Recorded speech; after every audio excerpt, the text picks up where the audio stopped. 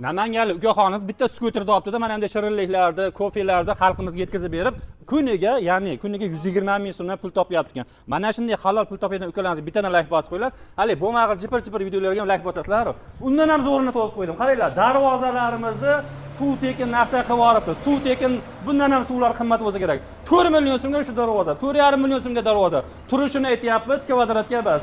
6 million so'mligi bor, 6,5 million so'mligi bor. Bahaybatidan bo'ladi, narxlari juda ham arzon. Shu turishi 8,5 million so'm bo'ladi. iPhone fason 2 qavatidan bo'ladi, tushib qolsa bir kunda o'rnatib beradi. Bunisi 6,5 million so'm turishi. Do'stlar, bu arzon, menga qimmatidan kerak desalar, mana qimmatlari ham bor. Xolasalang 30 millionga ham qilib beraveradi.